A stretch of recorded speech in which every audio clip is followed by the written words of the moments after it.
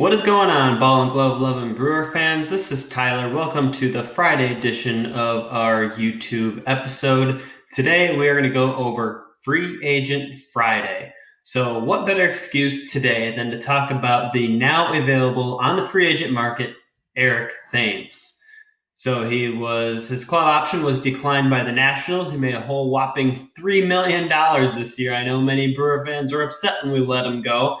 And now that he's a free agent, the results seem pretty mixed as well. It seems pretty 50-50 between Brewer fans as to whether or not he should be a target for the Brewers this offseason or if he should not. So let's take a look back here. The last time we saw Eric Thames, literally the last game he was in, this is what he was doing. So this clip is from the NL wildcard game. Home run solo shot off of Max Scherzer. He would go on to later hit a double in this game. I believe that was in the fourth inning.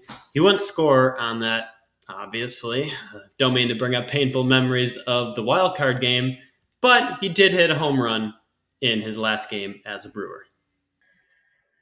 The home run ball obviously played a big factor in Eric Thames' game. Through 3 seasons with the Brewers, he hit 72 home runs. He had 21 career home runs in the 8th inning or later, and 5 career multi-home runs games as a Brewer. I mean, what can you say? The guy was clutch. I was coming up with what seemed like the game-tying home run, the go-ahead homer. Whether it was before the 8th inning or not, 7th innings, it still counts. You get the Brewers ahead, you can use your high leverage guys. I feel like Eric Thames had many of those moments for the Brewers. So let's take a trip down memory lane to relive one of his very first ones from 2017. Here's a game from early in his career at Miller Park, bottom of the 10th, to left center, and out of the reach. Pretty poor defense there, but a walk-off homer for Eric Thames nonetheless. And in the words of Eric Thames, the ball went over the yellow line. It still counts. And look at that excitement right there. Whew! So yeah, the home runs are obviously really great and a big part of Eric Thames' games, but what about the defense, you probably ask? Wasn't he terrible over that first, or maybe even the outfield when he was there occasionally? Maybe. I mean, you go back to 2017, he had a defensive WAR of negative 2.1, which is obviously not very good. He's used more in the outfield that year. But then when you go to 2018, 2019, it gets just to negative 0.8, negative 0.7, just barely below the league average. So when you combine that with what he delivers offensively in 2017, finishes with 1 win above replacement. Not too shabby. 2019, 1.6 WAR. And he barely played the beginning part of that year in 2019, really came on later in the season. So I think that's really encouraging there if you're looking at WAR for Eric Thames.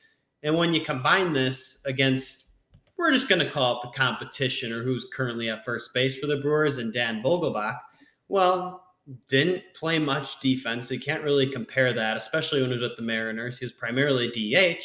But Vogelbach's WAR in 2019, when he had that 30 homer season, 1.2.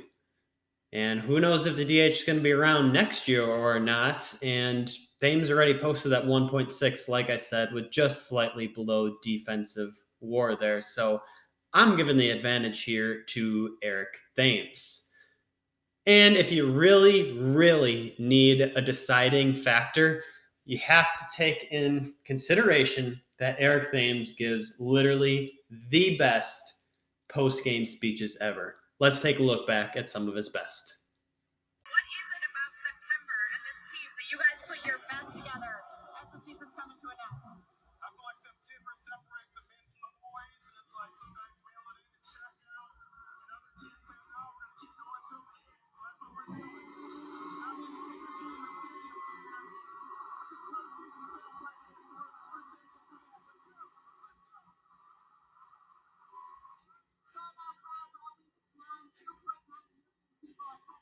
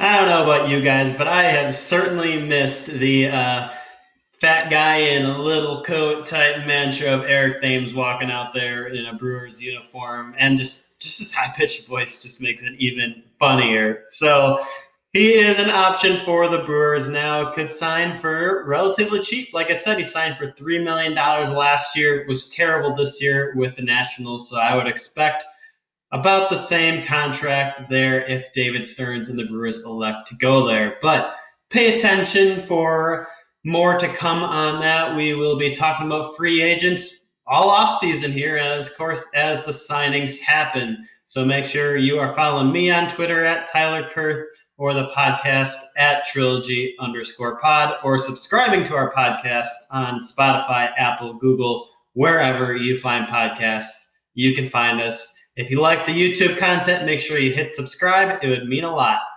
See you later, Brewer fans.